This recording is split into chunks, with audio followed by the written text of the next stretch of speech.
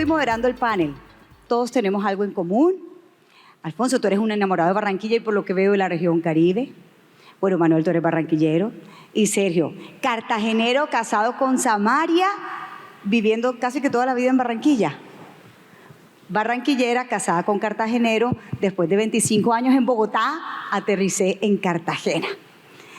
Y me sentí muy identificada con todo lo que dijiste, Alfonso, de lo que hay que hacer en Cartagena, todas las falencias que hay. Pero bueno, estamos hablando de una integración regional. Básicamente, desde esta mañana hemos escuchado por qué es tan importante que el Departamento del Atlántico de Bolívar y Magdalena y sus capitales se unan. ¿Por qué? Y, por supuesto, lo que quiero empezar es contándoles, o más bien preguntándoles a ustedes, desde su visión definitivamente, ¿por qué creen ustedes que estas tres, además, ciudades capitales deben unirse? No solamente por todo lo que nos acabas de mostrar, Alfonso, sino cuál sería, por ejemplo, el beneficio para el desarrollo del país, para el desarrollo de la región. ¿Quién quiere comenzar? ¿Sergio? Ok, gracias. Bueno, buenas tardes. Lo primero, agradecerle a Pro Barranquilla y a Vicky esta iniciativa de esta Expo Barranquilla con una visión diferente, una visión más amplia, territorial del territorio y muy complacido de estar aquí y compartir contigo. Tu pregunta, ¿por qué? Porque yo parto de un elemento sencillo y fundamental. Juntos somos más. Unidos somos más. Decía esta mañana Charles Chapman, nos hacía unas cuentas de cuánto significamos en términos de población y en términos de Producto Interno Bruto. Pero juntos somos más y tenemos un mayor peso específico ante la nación, ante el país, ante el centralismo, y podemos de alguna manera tener mayor y mejor participación en las decisiones del gobierno central. Pero yo creo que hay un punto fundamental y ahí es donde tenemos que cambiar el chip, las tres ciudades, para podernos realmente sentar a hablar. Y es que tenemos que cambiar dejar esas rencillas y esas rivalidades que hemos tenido a lo largo de muchos años y pasar de competir a compartir, a colaborar. O sea, de manera que los proyectos de las tres ciudades se vuelven proyectos de todos. Que el samario se sienta que lo que se hace en Barranquilla es de Santa Marta y viceversa, lo mismo el cartanero. O sea, que hablemos un mismo idioma las tres ciudades y que dejemos esas rencillas. Juntos podemos explotar y sacarle mejor provecho a las fortalezas que las tres ciudades tenemos. Tenemos tres ciudades puertos, eso es algo único, y ya lo mencionaba Alfonso, y cuando Alfonso nos muestra desde su visión del exterior, a mí me pone a soñar, me pone Se emociona uno. Claro, es algo que realmente se vive. ¿Sí o no? 3 aeropuertos conectados, 3 puertos conectados. Y que lo que pasa es que cuando estamos aquí, todo se nos vuelve paisaje, pero cuando alguien de afuera, y que gracias a Alfonso, nos pone a pensar y a soñar de verdad lo que significa que las tres ciudades estemos unidas. Entonces, para mí eso es clave. Entonces, las tres ciudades... tenemos 3 puertos, cada uno con sus especialidades, cada uno con sus fortalezas y no compiten, se complementan los 3 puertos. Luego tenemos turismo, ya hablamos de turismo, hablamos de un turismo de playa, hablamos de un turismo, de un ecoturismo, hablamos de un turismo de negocio que es fundamental y clave para las 3 ciudades. Me comentaba Vicky que ya están trabajando en equipo y eso me complació mucho cuando lo oí hablar de que estaban hablando con las 3 promotoras de inversiones, de poder mantener una línea de comunicación. Eso me parece importante. La agroindustria, el Magdalena, La Palma, el banano. Tenemos tantas cosas alrededor de los alimentos, de la producción de alimentos. Mamonal, doctor Alberto nos contaba de todo lo que significa la refinería, el gas, la transición energética, el potencial que tenemos en la costa Caribe. Alberto nos mencionaba en su presentación de lo que implica y el gran potencial que tenemos de jugar un rol fundamental en esa transición energética. La cultura, vamos a ver un espectáculo, una demostración de lo que hace. Y hay otro tema importante y este tema de la biodiversidad que tenemos, todos los recursos naturales y eso. Entonces yo creo que tenemos que apostarle a grandes proyectos que realmente se traduzcan en transformaciones tangibles. Voy a mencionar algunos en desorden y simplemente a título de iniciativa. Bocas de ceniza hay que buscar una solución y la tenemos que buscar entre todos. El río Magdalena, el saneamiento socioambiental, ya mencionábamos Salamanca, la Ciénaga Grande de Santa Marta, el Canal del Dique, un proyecto que gracias a Dios hoy ya es una realidad y se firmó el acta de eso, y es un proyecto que debe ser de todas las 3 ciudades, porque el Canal del Dique es un proyecto socioambiental muy importante y muy significativo para el sur del Atlántico, para el departamento del Atlántico, para la agroindustria en el Atlántico, para Cartagena, las islas de Rosario y la Bahía. La conexión férrea Santa Marta al interior del país es algo que hay algunas cosas, pero falta empujar más. El nuevo aeropuerto de Cartagena, que ya lo mencionó eso. Y he dejado de último algo que me parece que es clave, y es la conectividad terrestre de las 3 ciudades. Porque mucho de lo que estamos hablando aquí y de toda esta retórica, si no nos podemos conectar de una manera rápida, ágil, segura entre las 3 ciudades, realmente no estamos hablando de nada. No es posible que en 200 kilómetros, que es Santa Marta, Cartagena, nos demoremos más de 5 horas si nos va bien. Sí. Cuando hoy, si tuviéramos doble calzada, 200 kilómetros, pudiéramos estar en 2 horas, 2 horas y media. El samario puede ir a almorzar a Cartagena y regresarse, o viceversa, y al barranquero ni hablar. Y una doble calzada de Santa Marta Una sería doble calzada, eso increíble. es algo que tenemos que volverlo una bandera de las 3 ciudades. Conectarnos bien desde el punto de vista vehicular terrestre. El tren, válido, hay que pensarlo y hay que estudiarlo y hay que avanzar en eso, pero cojamos lo que ya tenemos en esa. Entonces, no sé si me extendí un poco en tu pregunta, pero yo veo que si nosotros logramos que esa infraestructura se organice y podemos ofrecer una mejor infraestructura, un mejor servicio, estoy seguro que todas estas empresas que hoy están viniendo pudieran multiplicarse por 10, 20, lo que está en Singapur, lo que todos hemos oído, muchísimas más empresas, no solamente internacionales, sino nacionales, se podrían reubicar en la costa caribe. Yo creo que esa es mi visión del tema de la integración y de tu pregunta de las 3 ciudades. Gracias, Sergio. Manuel, ¿cómo nos verían ese diamante caribe del resto del país? Bueno, primero que todo, también agradecer a Pro Barranquilla, a todo el consejo directivo y felicitar a Vicky por el evento. Bueno, yo creo que coincido con Sergio en que es clave una visión compartida y, por supuesto, un compromiso no solamente del sector público y de los políticos o los mandatarios de turno, sino de los ciudadanos y los empresarios. Pero para dejarles algo en la mente, yo quisiera darles un referente. Simon Sinek habla de buscar rivales dignos. Yo creo que nosotros tenemos que buscar un rival digno. No quiere decir que sea mejor que nosotros, quiere decir que está haciendo cosas bien y que nosotros podemos aprender de él. Y para mí el rival digno que quiero dejarles hoy es el departamento de Antioquia. Yo creo que hay que hacer un DOFA con el departamento de Antioquia en materia de integración. Y quiero empezar por darles 2 ideas, una desde lo político-administrativo y otra desde lo empresarial. Desde lo político-administrativo, ya hemos hecho comparaciones hoy. El departamento de Antioquia tiene 63.000 kilómetros cuadrados de extensión, un poco más de 63.000. Va del corazón del país al Caribe.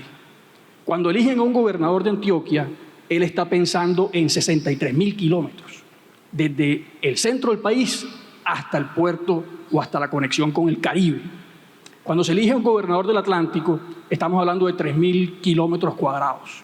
Si ustedes suman Bolívar, Magdalena y Atlántico, da 52.000 kilómetros cuadrados. Es decir, tendríamos que sumarle 3 departamentos del Atlántico más para ser parecidos a Antioquia. Y nos pareceríamos en población más a Antioquia. Eso da un poder electoral, sí, pero al mismo tiempo da una visión. Ese gobernador está pensando más amplio y desarrollan proyectos estratégicos de mayor envergadura. Lograron 28.5 billones de pesos en 3 administraciones presidenciales para hacer las autopistas de la montaña. ¿Qué son las autopistas de la montaña? 1.700 kilómetros que van del centro del país al Caribe antioqueño. Más de 300 puentes, más de 44 túneles. Nosotros estamos aquí rogando para que nos hagan 200 kilómetros entre Cartagena y Santa Marta. Por supuesto, los antioqueños tienen una visión compartida mucho más ambiciosa. Una de las figuras claves de la integración es la región administrativa y de planificación prevista en nuestras normas en Colombia.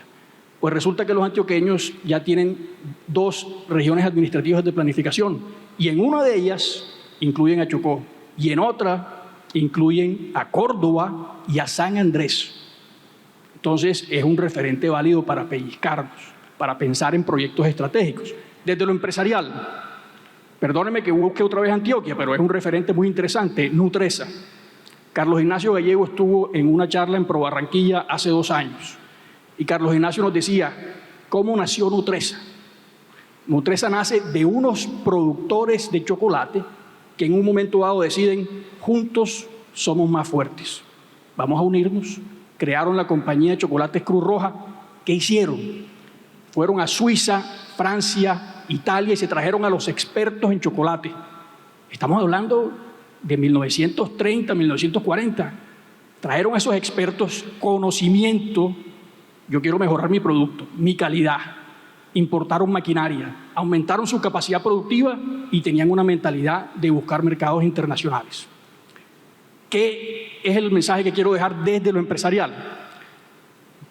Michael Porter de la Universidad de Harvard y otros expertos que han estudiado el tema empresarial concluyen que una empresa que hace parte de un clúster o de una aglomeración productiva tiene más probabilidad de crecer, más probabilidad de generar empleo y más probabilidad de sobrevivir. Inclusive llegan hasta decir que los clústeres de 2 ciudades diferentes, si trabajan unidos, pueden encontrar complementariedades y pueden crecer y desarrollarse más. ¿Qué estamos haciendo nosotros en la región Caribe? Cada departamento tiene su clúster, pero no estamos pensando en clústeres regionales. Entonces tampoco quiero tomarme la palabra, pero quiero cerrar con un par de cifras. Entre Atlántico, Bolívar y Magdalena hay 150.000 empresas registradas en las cámaras de comercio, 150.000. Ahora hagamos un zoom de esas empresas, cuáles tienen mayor potencial de crecimiento porque cumplen una serie de características que hemos, diagnosticado. 1984. Tienen un gran potencial de crecer. Si nosotros vinculamos esas empresas a clústeres regionales, inclusive con metodologías como la de Caribe Exponencial, que hoy rápidamente les mostramos. Caribe Exponencial es una iniciativa de Pro Barranquilla, de la ANDI, Fundación Santo Domingo, Universidad del Norte, Fundesarrollo, perdónenme que no quiero dejar a nadie por fuera, pero si me perdonan si se me olvida, y la Cámara de Comercio.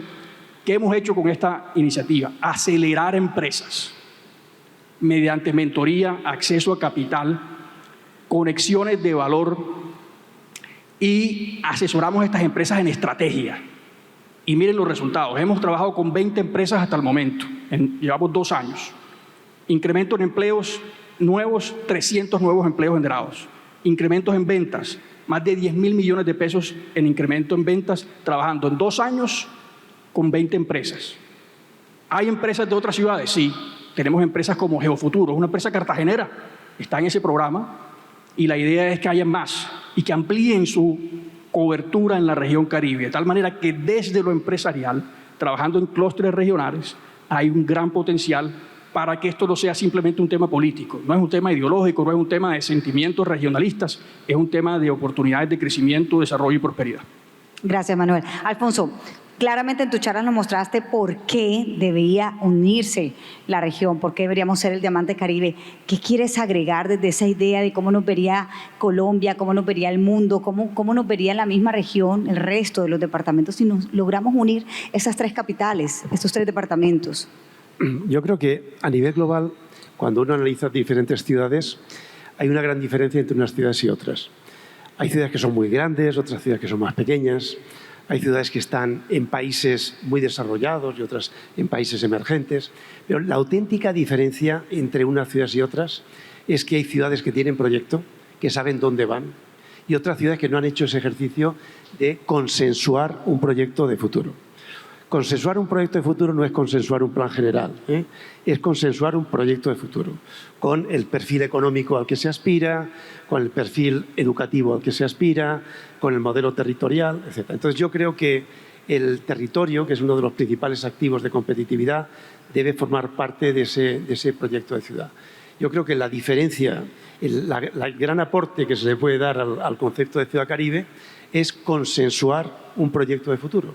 O sea, qué infraestructuras necesitamos, cómo vamos a proteger nuestra naturaleza, qué sectores productivos queremos que se desarrollen y hacerlo de manera inteligente. Es decir, si queremos, y casi siempre lo que nosotros hemos dado cuenta en investigaciones en diferentes ciudades en el mundo es que hay proyectos que tienen éxito y proyectos que no tienen éxito.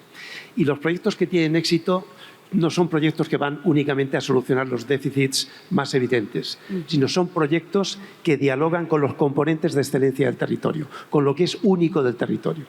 Si tenemos la Sierra Nevada de Santa Marta, si tenemos la Ciénaga Grande de Santa Marta, si tenemos el río Magdalena, si tenemos la línea de costa, si tenemos puertos, si tenemos infraestructuras energéticas, si tenemos unos equipamientos universitarios, o sea, descubrir, que no es obvio, los componentes de excelencia e inventar de forma creativa proyectos de futuro que dialoguen bien con esos componentes de excelencia. Esa es la materia prima básica para crear no solamente un clúster económico, sino un clúster de componentes que transforman la ciudad. Entonces, eso es lo que hemos visto en muchas ciudades en el mundo. Hay muchas ciudades que se guían por ocurrencias. Ahora se nos ha ocurrido ir en esta dirección y arrancamos un proyecto. Mañana esta otra dirección. Pero la gran diferencia es cuando un territorio es capaz de unirse en torno a una idea de futuro. No un plan rígido de futuro, no un plan regional.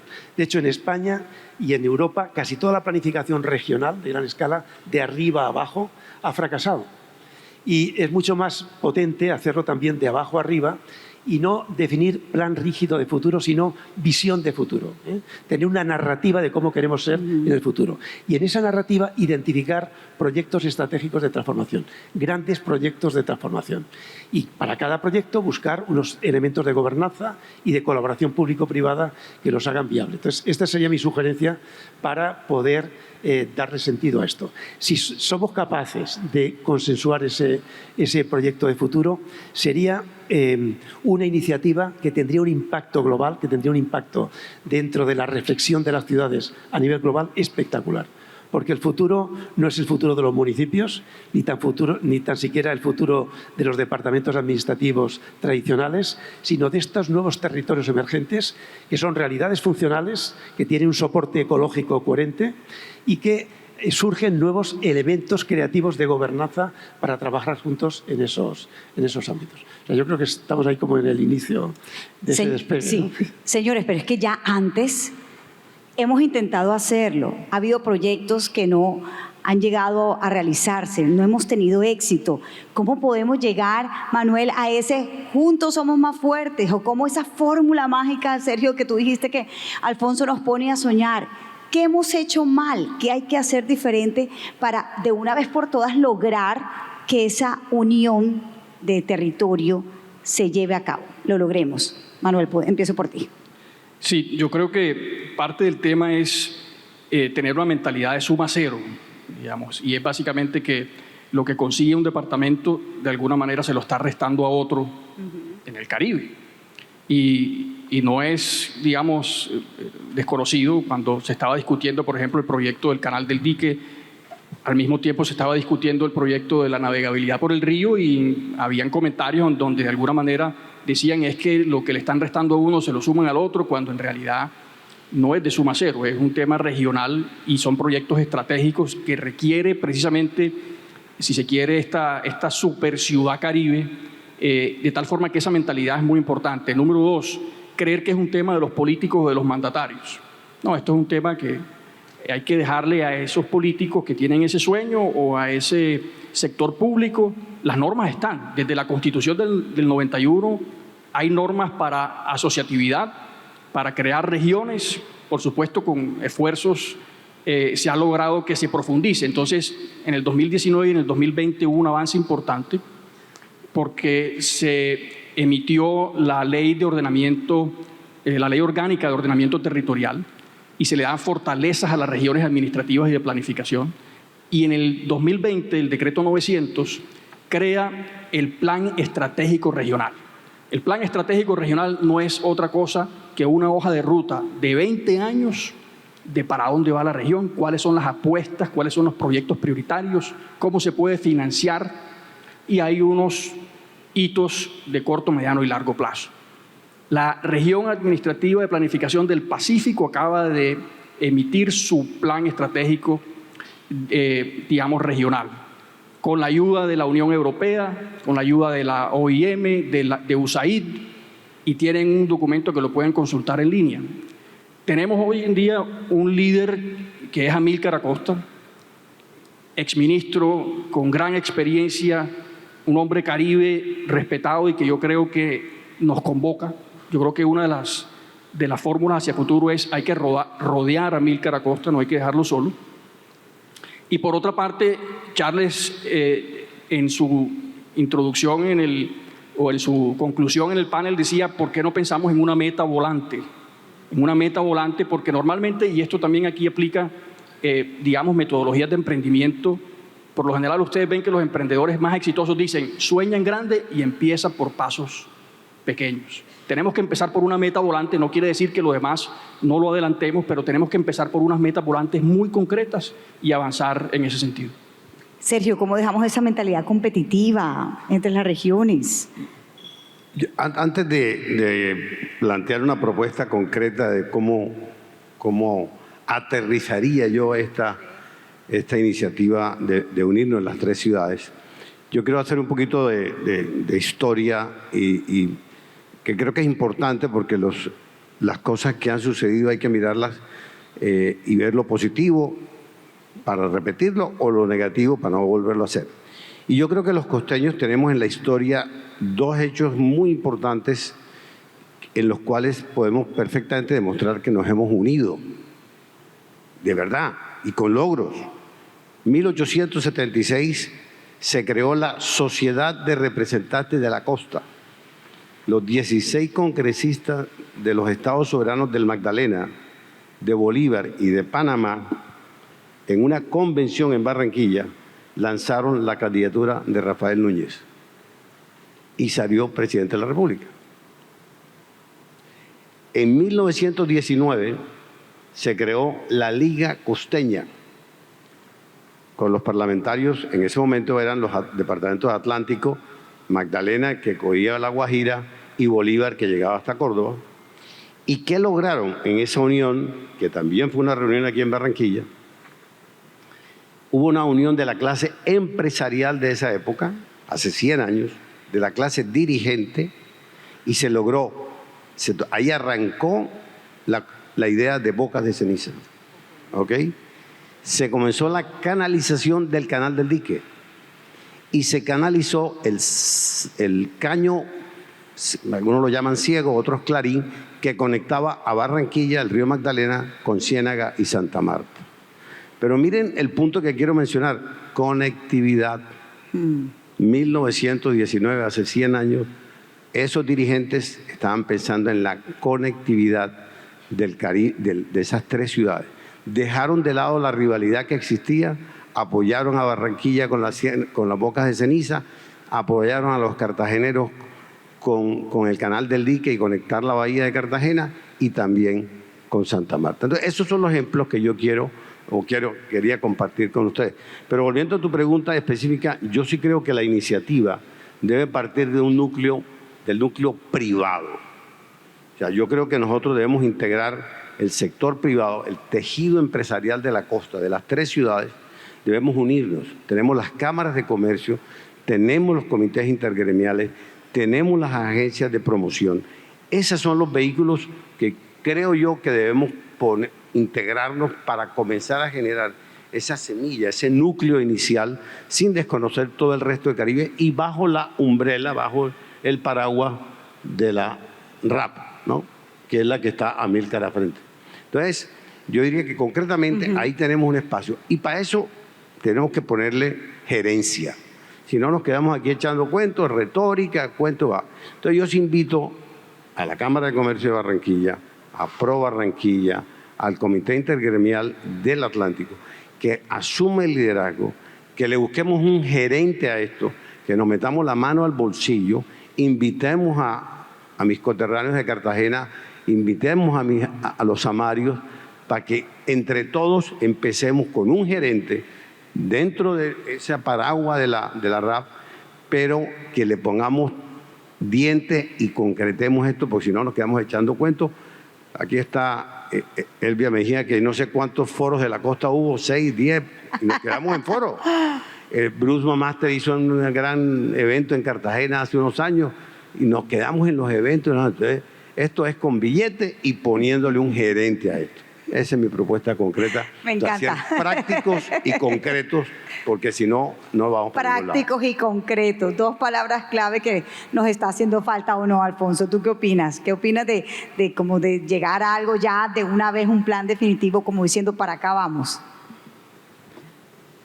En distintos lugares, en las últimas décadas, no ha sido el sector público el instrumento principal de transformación de algunas ciudades, ha sido el sector privado, ¿no? Pero cambia de un modelo a otro.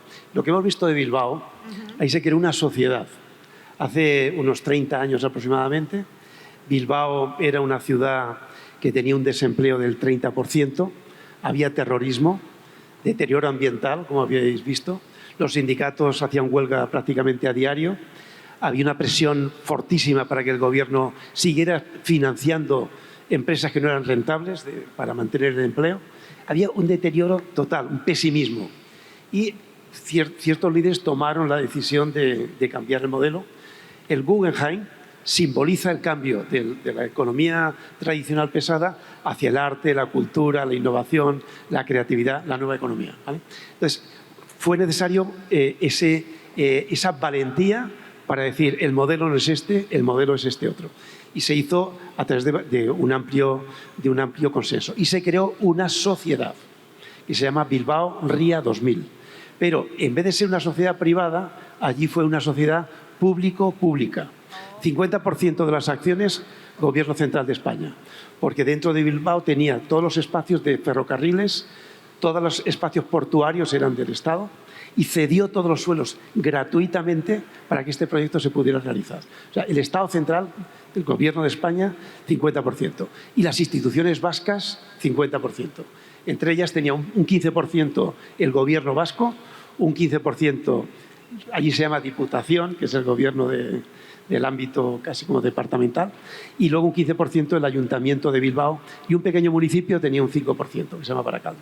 Entonces, se asumió el compromiso de tomar las decisiones por unanimidad y empezaron a trabajar juntos con partidos políticos cruzados en cada una de las instituciones, y ha durado, ahora ya se ha diluido porque ya prácticamente la transformación dura está hecha, y todo se arrancó con $1 millón de dólares, $1 millón de euros, pero aportando los suelos el gobierno, el Estado, el Ayuntamiento de Bilbao cambiando el plan urbanístico para diseñar, y las plusvalías derivadas de las edificabilidades permitieron financiar las infraestructuras. Ese fue el modelo de Bilbao, que ha funcionado muy bien. Y es de los poquitos casos que en España han funcionado. El caso de Málaga es totalmente distinto. El caso de Málaga es sector privado puramente, sector privado tecnológico, que sponsorizaron las investigaciones iniciales y han ido apoyando, muchos de ellos, estas empresas tecnológicas que se llamaba el Club Málaga Valley, pues fueron trayendo sus compañías a Málaga, y como os decía antes, que a mí me ha llamado muchísimo la atención que desde la pandemia 50.000 jóvenes se han ido a trabajar al territorio. Y os voy a decir por qué. Nosotros en la Fundación Metrópoli hemos hecho una investigación a través de 2 tesis doctorales sobre cuáles son los factores críticos de competitividad de las ciudades. ¿Cuáles son los factores críticos? Y hemos analizado 260 índices de competitividad. Cada índice lo que hace es selecciona unas ciudades, selecciona unas variables, mide esas variables en las ciudades y llega a un valor global del índice a través de una ponderación de los resultados y tal. Bueno, entonces, lo que hemos hecho es una correlación matemática entre las variables y los valores globales del índice, con lo cual aparece una correlación matemática más alta en aquellas variables que explican más esa competitividad de las ciudades. ¿Cuáles son los 2 factores más correlacionados? Uno, Sergio, conectividad. Conectividad física, o sea, puertos, aeropuertos, ferrocarriles, carreteras, conectividad digital, o sea, tener una buena conectividad digital, y conectividad institucional. Es decir, que las instituciones tengan buenas conexiones, que las universidades tengan alianzas, que las empresas locales tengan socios estratégicos externos, o sea, conectividad. Sale clarísimamente, o sea, y ese es un tema muy constatado. Y el segundo, la capacidad que tienen las ciudades para atraer talento. Atraer, retener y formar talento. Ese es un tema fundamental. Porque en muchos países, por ejemplo, incluso en España, pues no tenemos facilidad para que el talento internacional entre en el sector público, porque son muy rígidos los programas de acceso, o incluso en las universidades públicas a veces es muy difícil poder contratar profesores de otros países, etc. O poder tener la flexibilidad que tiene el sector privado para contratar talento, etc. Entonces, los países que tienen esa capacidad para atraer y formar talento tienen éxito. ¿Qué le ha pasado a Málaga? Que habiendo hecho un gran esfuerzo en mejora de la calidad ambiental, en mejora de su capacidad turística, pues ha generado un magnetismo que le ha permitido atraer talento. ¿Cuánto habría tenido que pagar España por formar a 50.000 jóvenes que están trabajando como ingenieros, expertos informáticos en las mejores empresas del centro de Europa? En cambio, a través del magnetismo, a través de haber creado campos de golf, marinas, playas, haber garantizado la seguridad, tener buena conectividad internacional. O sea, todos los esfuerzos que se hacen en el turismo, al final del día, son esfuerzos útiles para la gran batalla de las ciudades. Y la batalla de las ciudades es la batalla del talento. Entonces, las universidades van a jugar un papel fundamental, pero el hecho del cuidado del territorio, de proteger el medio natural, todo lo que significa calidad de vida en el marco urbano, en el marco rural, en el marco ambiental, es fundamental para ese magnetismo, para ese segundo gran factor de competitividad que es el talento. Y yo creo, si analizáis este territorio de Ciudad Caribe, fijaros las condiciones que tenéis. Es muy difícil encontrar una ciudad en el mundo de 5 millones de habitantes, que es el territorio entre las 3 ciudades aproximadamente, que tenga esa biodiversidad, que tenga esa riqueza ambiental como la que hay aquí. Lo que hay que hacer es cuidar el territorio, leerlo bien, cuidarlo y disfrutarlo. Sí. Pero eso va a ser un elemento fundamental para la economía del conocimiento.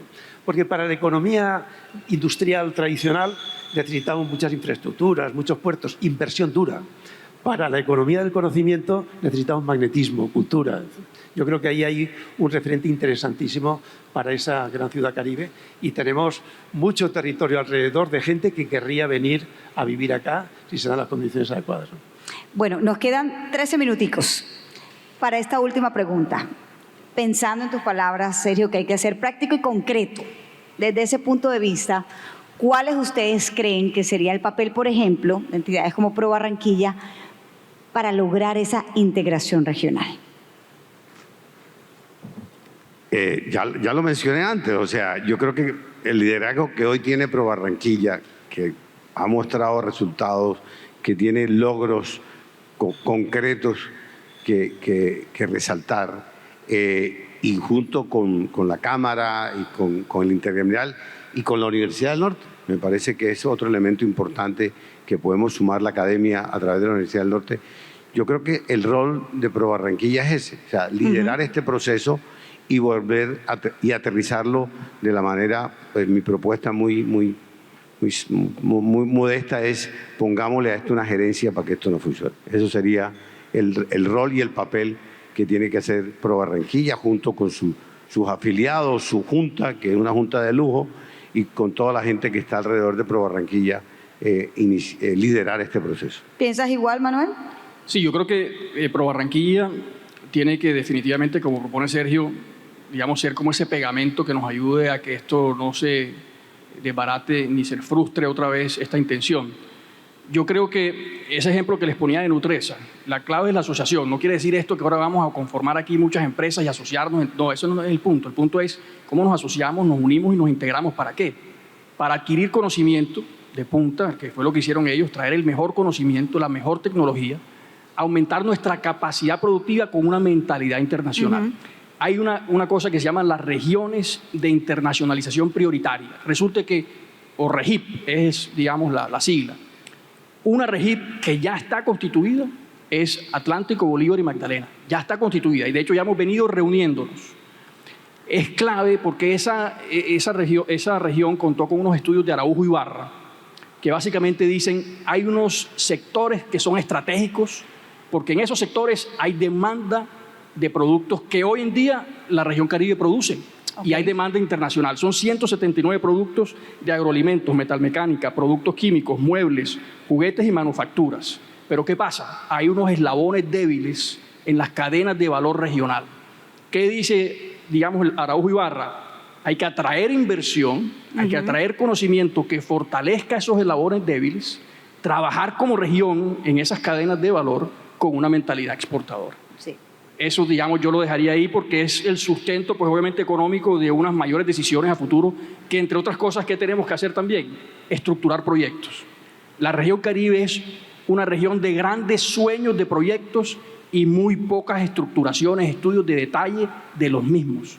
Y por eso siempre quedamos rezagados y terminamos, digamos, pidiendo recursos para proyectos pequeñitos que es más fácil de estructurar. Entonces, ese tema también hay que visibilizarlo y hay que crear un fondo, unos recursos público-privados para estructurar proyectos de alto impacto en el Caribe. Alfonso, ¿qué opinas de ProBarranquilla liderando toda esta integración regional? Sería un sueño, ¿no? Sería un sueño. Un sueño. Increíble, ¿no? La verdad es que habéis sabido despertar el cariño por el territorio, la autoestima, que es tan importante en los territorios.